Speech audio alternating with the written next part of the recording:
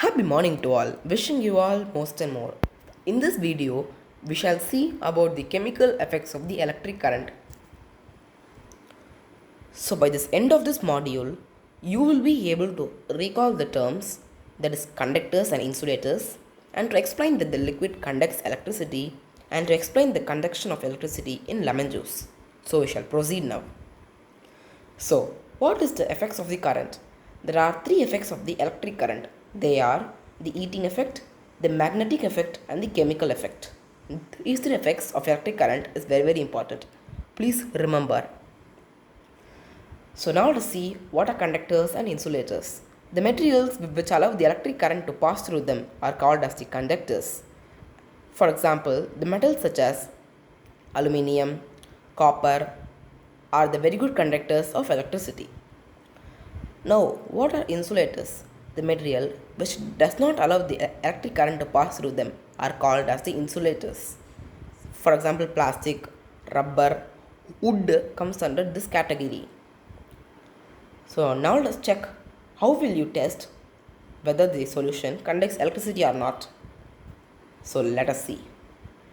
We use a tester to test the conduction of electricity.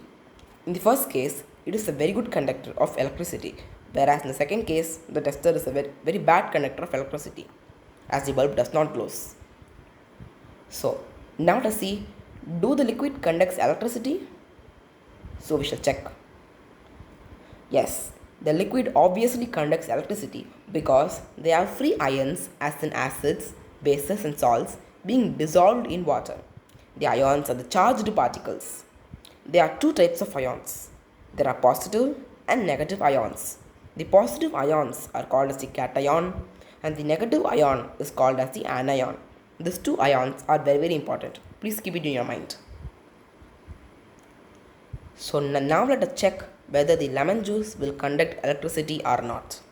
So at first, insert the tester inside a lemon juice in a beaker. Check whether the bulb glows or not. Obviously the bulb must glow.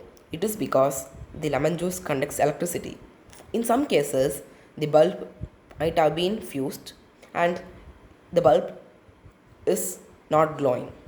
It might be due to the loose connection of the wires and the cell might have been exhausted. These are the important reasons. So now let us see the another tester. The another tester is called as the magnetic compass. The magnetic compass in the needle deflects and shows the direction if it conducts electricity. So now let us see. In this phrase, we saw about the conductors and insulators and the liquid conducts electricity, and we also saw about the effects of the current, which includes the chemical, heating and magnetic effects. We also saw the tester to test the conduction and the ions such as anion and cation, and the liquid lemon juice is a very good conductor of electricity. So we shall proceed with the next phrase. So now let us move on to the electrical conductivity. When electricity is passed through a conducting solution, the molecules of the solution dissociate into ions. These ions cause electrical conduction through the liquid. The liquid that conducts electricity due to the presence of ions is called as the electrolyte. So now let's see about the good and poor conductors liquids. The good conducting liquids are those which provide high number of free electrons to flow through. The bad conducting liquids are those which provide lesser number of free electrons. So the distilled water is a poor conductor of electricity as it does not have any impurities. The tap water is very rich in salt content, so it is a very good conductor of electricity. The lemon juice is very good conductor, the vinegar is a poor conductor, and the cooking oil is a very good conductor. Milk is a good conductor. Honey is a poor conductor. It is because it is so thick. Soda compounds is a good conductors, and the fuels, mercury, are good conductors. Fuels like petrol, diesel are poor conductors. The chemistry is all around us. It is very easy to understand the concepts. So we shall proceed with the another phrase. So friends, In this phrase, you will be able to explain the process of electroplating, and also you will be able to list the uses of electroplating. So before going to that topic, we shall see about the electrolysis.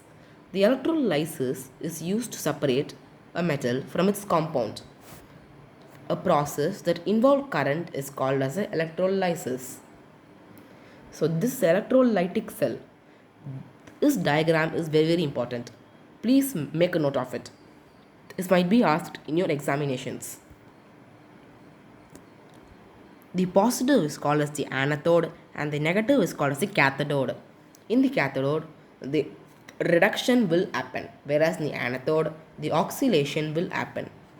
It is an electrolytic cell. So now let us come to the topic, the chemical effects of the electric current.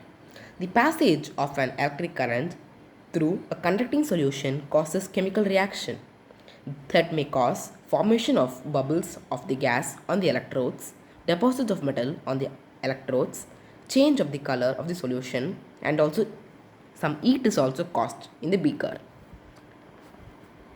So now let us see the electroplating.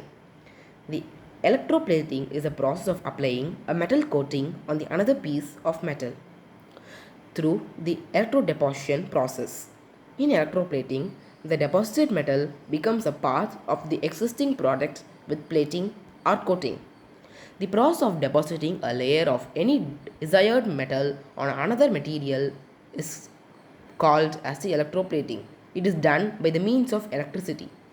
It is the one of the most common applications of chemical effects of electric current.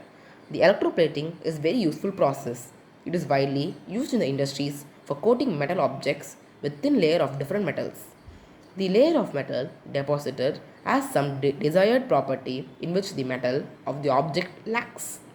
For example, the chromium plating is done on many objects such as car parts, bath taps, the kitchen gas burners, cycle handlebars, wheel rims, and many others. The chromium has a shiny appearance. It does not corrode. It resists scratches.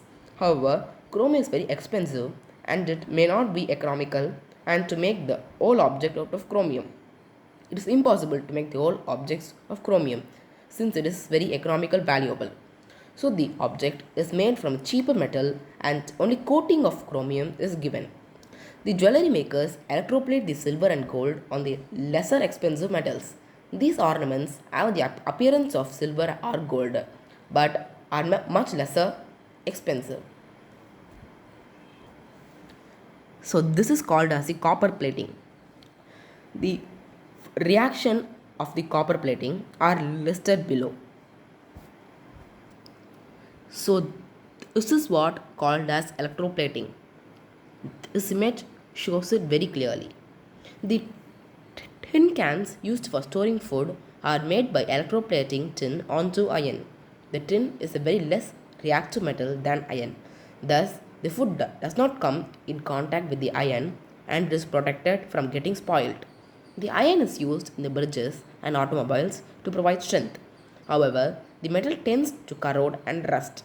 So the coating of zinc is deposited on the iron to protect it from the corrosion and the formation of rust. So there are three important examples of electroplating. They are zinc electroplating, silver electroplating, and gold plating. Gold is used to make jewelries. Electroplating application. To increase hardness and durability, the steel parts like camshafts and camshafts are chrome plated. Increased conductivity.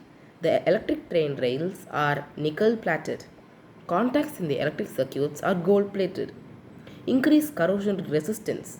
The iron and galvanized steel are zinc plated. Enhance. Jewelry is silver and gold plated. Okay friends, I hope that you would have understood about the topic very clearly. If there is any doubts, please post it in the comments below. And also, if you like this video, please subscribe the channel. Thank you all. See you in another video. Bye.